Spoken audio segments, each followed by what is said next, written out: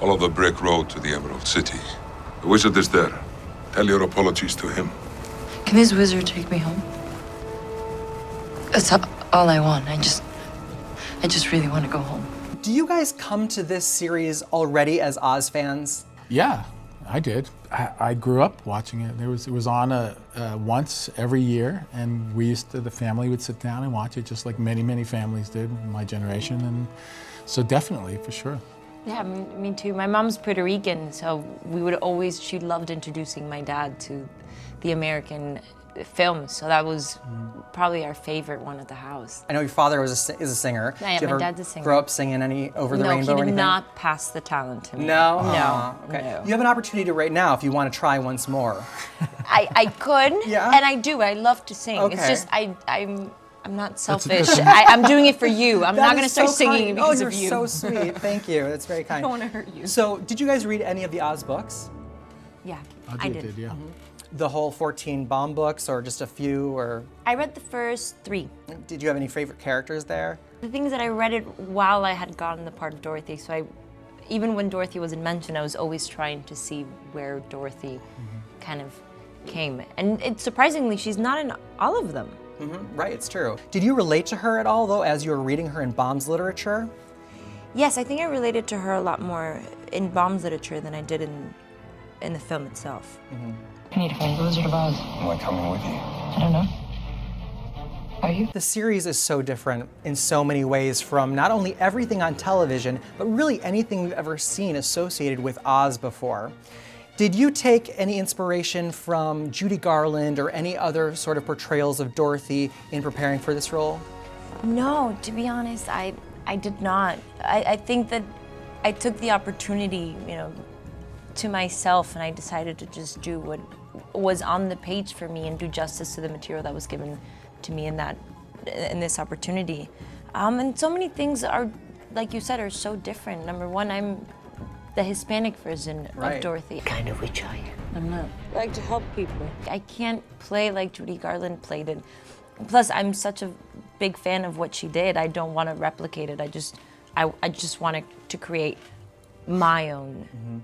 I love when I realized what was happening with the casting for Emerald City, because L. Frank Baum wrote the books as a celebration of oddity and diversity. And if you look at the casting in this show, it really is. It is that. Yeah, there's a sense of humanity in it.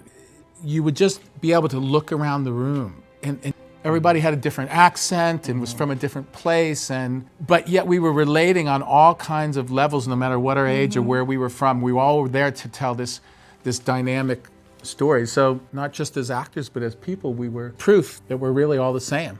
I think it's time that my people are reminded what Oz used to be, what witches used to be. I have powers you can't even fathom. What do you think is the biggest challenge in taking on such iconic roles? That. Yeah, the fact that they are, The fact that they are big shoes to fill. Yeah, so iconic. But I think that we put our trust in our director and in our script. There was a good character of the wizard in the script. There wasn't like a great character of the wizard. And so I asked them before I signed on to do it, is if we could feel it out and see if we could take this even further. And so I dove into our 10 hours of content with those guys. We took the character and made him made it more psychological. And is that where he became the man behind the proverbial curtain in another way? And his name came about, which, by the way, made me squeal the way that straight men do when they're watching football. But yes, the answer to your question is yes. That's why, and also because of we wanted to take that metaphorical thing of being the man behind the curtain and make it into his psychological life. And why he lives the way he is and why he is the way he is. We're looking for a girl and her dog. He's gonna kill you, and I can't stop it. Have you at any point looked at this series as sort of a superhero origin story for Dorothy once she gets the ruby gloves? I was actually thinking about that the other day. When we were shooting it, I never thought of it in that way. But I find it interesting because we live in this world of superheroes now because of Marvel and DC. And so I guess you could make that crossover to Adria and Dorothy, except we didn't think about it in those terms when we were doing it. I never thought about that. But the idea of a strong woman leading a story and taking you through is it shouldn't be, but it's a new thing for this generation. There's been times in my generation, generations before, where they've done that, but very little, and now it's happening in an abundance, and it's fantastic. You know? Do you remember anything from here? Anything you recognize or makes you feel something? Yeah. What? You. I was finding it interesting that there's not an overt use of special effects. Right. They are used sparingly and very effectively. That's Tarsem. But the locations are so incredible. That's Tarsem as well. That's magical and almost Yeah. like a special effect. How did working in those locations help you develop your characters and your sense of Oz? Ryan, you have to understand that what you're talking about is because of our director. I can't say it enough. Yeah. Right? Go ahead, I'm sorry. No. That I was about to say the same thing. It's all Tarsem. Tarsem has dedicated his whole life into traveling and filming in these exotic locations, and he just jots them down as he's filming something for the next thing. And we got to film in places like the Yellow Brick Road is in Torcal, where people have never filmed before. People have never even touched there because there's not a way to get up into these mountains. And he built infrastructure to be able to get up there. So we're the first people. And it's real. You go to Torcal now and you'll see the Yellow Brick Road. It exists. It's not special effects. Every castle we shot at, you would walk in and your reaction was as you would have breathtaking as you would, in real life. Yes. So that it helped me Very cool. a great deal. There's talk of rebellion, of magic. There's no more magic in Oz. Find her, Glinda. I wish for magic could, but you put an end to all that, didn't you? It's a new politics for Oz as far as I'm concerned. So how do you guys look at that thematically throughout the series and what its implications are politically in Oz or in our world? To me, it always represented kind of like what we have, science versus religion, sort of, per se. It's pretty mysterious and pretty scary what Glinda is up to, knowing that she's got this all power, this magic.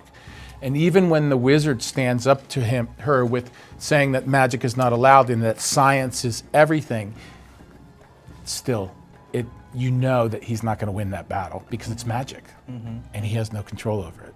And it's an amazing thing. Witches. You may have outlawed their magic, but your people still love them. Because they don't know them.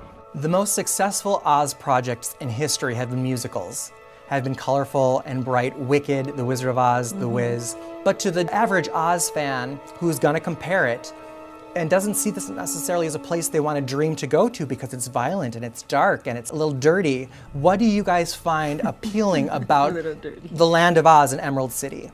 I just think it's a lot more realistic. It's a lot more grounded. You can identify with it eye to eye. And that's what I felt when I was in Oz. And I think that because we have 10 hours and you get to not just meet these people at a glance, it's not just a lion who needs courage, but it's a man who has to figure out who he is. Identity.